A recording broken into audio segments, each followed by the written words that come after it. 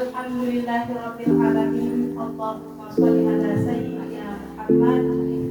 Seraya memanjat puji syukur kehadirat Allah Subhanahu wa taala yang mana oleh Allah yang telah memberikan kesehatan, kesempatan kepada kita semua sehingga kita dapat melaksanakan kegiatan kita pada hari ini, yaitu aksi nyata saya pada hari ini, yaitu tentang diseminasi pemahaman dan pengalaman penerapan budaya positif di SMP Negeri 1 Muara 3.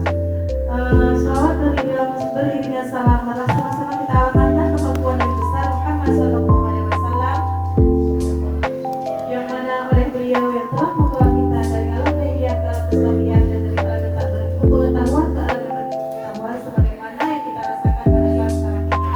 Yang saya hormati Bapak Kepala Sekolah SMP Negeri 1 Muara 3, dan yang saya hormati Bapak Ibu SMP Negeri 1 Muara 3 beserta staf dan karyawan, dan yang saya muliakan anak-anak kami di SMP Negeri 1 Muara 3. Baiklah, pada hari yang berbahagia ini saya akan ini sebuah untuk pemahaman ilmu baru untuk kita dan untuk penerapan di SMP Negeri 1 Muara 3 yang sebenarnya kita sudah menerapkan dan sudah melakukannya di sekolah kita.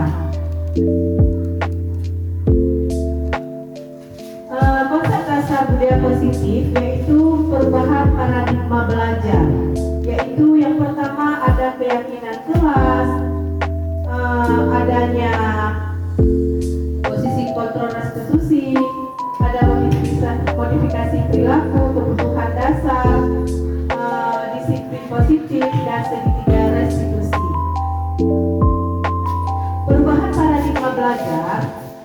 Pembelajaran paradigma baru adalah pembelajaran yang berorientasi pada penguatan kompetensi dan pengembangan karakter sesuai dengan nilai-nilai Pancasila.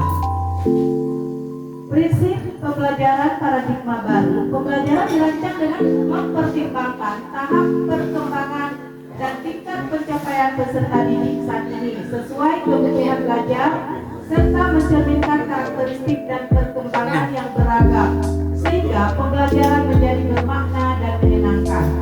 Pembelajaran dirancang dan dilaksanakan untuk membangun kapasitas untuk menjadi pembelajar sepanjang hayat. Prinsip pembelajaran paradigma baru. Proses pembelajaran mendukung perkembangan kompetensi dan karakter peserta didik secara holistik. Pembelajaran yang relevan yaitu pembelajaran yang dirancang sesuai konteks lingkungan dan budaya peserta didik serta melibatkan orang tua dan masyarakat sebagai mitra, dan pembelajaran berorientasi pada masa depan yang berkelanjutan. Disiplin positif adalah suatu cara penerapan disiplin tanpa kekerasan dan ancaman yang dalam praktiknya melibatkan komunikasi tentang perilaku yang efektif antara orang tua dan peserta didik. Atau disiplin positif adalah pendekatan untuk mendidik murid yang bertujuan untuk membentuk kontrol diri dan meningkatkan kepercayaan diri sehingga mereka bisa berperilaku dengan berpedoman kepada nilai-nilai kebajikan universal. Seorang guru yang baik harus memiliki kemampuan dalam mewujudkan budaya positif di sekolah, dan kita sudah melaksanakannya Bapak Ibu, dan selama ini kita sudah menerapkannya. Jadi budaya positif tersebut dapat dijalankan dengan menerapkan konsep-konsep inti yakni disiplin positif, memahami motivasi perilaku manusia yang berkaitan dengan hukuman dan penghargaan, posisi kontrol seseorang, pembuatan keyakinan kelas, dan penerapan segitiga restitusi dalam menyelesaikan masalah. Disiplin positif yaitu ada 3 cara. Yang pertama, cara penerapan disiplin dengan mengajarkan anak bertanggung jawab dan menumbuhkan kesadaran diri berdasarkan nilai-nilai kebajikan. Yang kedua, lebih mengarahkan pada disiplin diri yang dapat mengontrol diri dalam melakukan sesuatu tindakan. Yang ketiga, dapat membuat murid memahami dan menyadari berdasarkan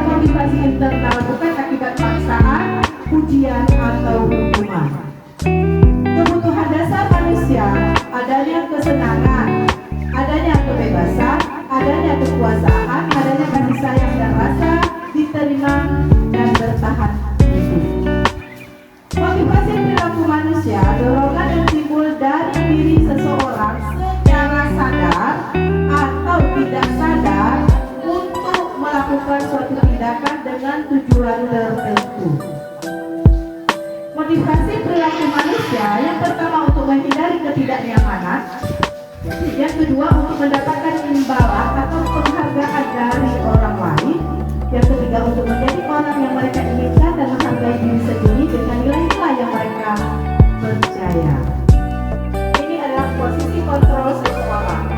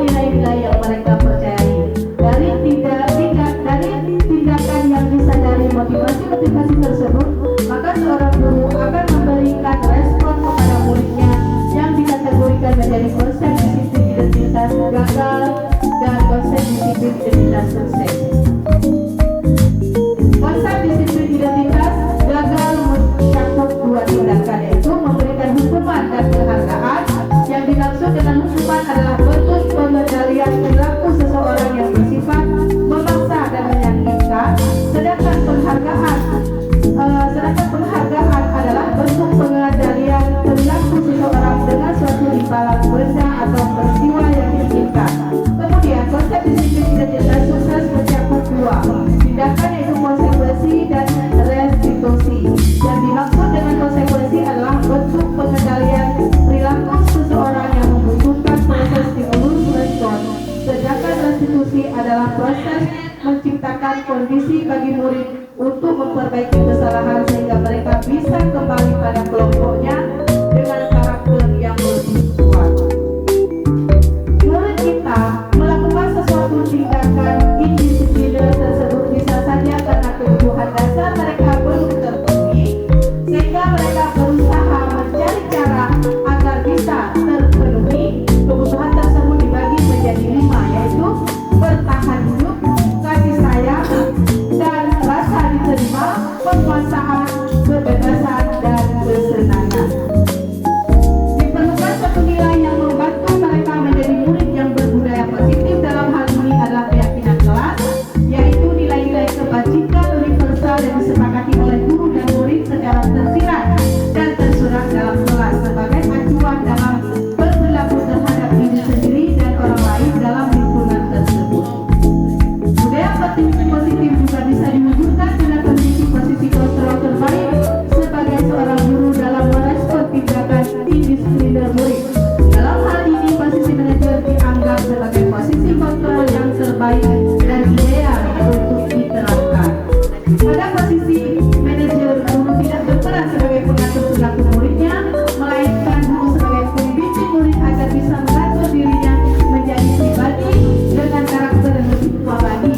Disinilah konsep disiplin identitas sukses diterapkan melalui restitusi yang memiliki 3 tahapan, yaitu menstabilkan identitas. Tadi kan saya tanyakan, Bel, apa yang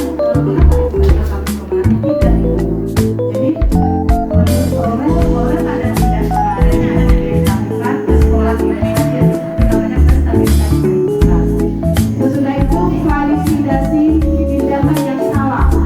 Setelah dia mengetahui jadi apa yang harus dia lakukan ke depannya dan menanyakan keyakinannya, apakah kita ada membuat keyakinan kelas, ada apa saja.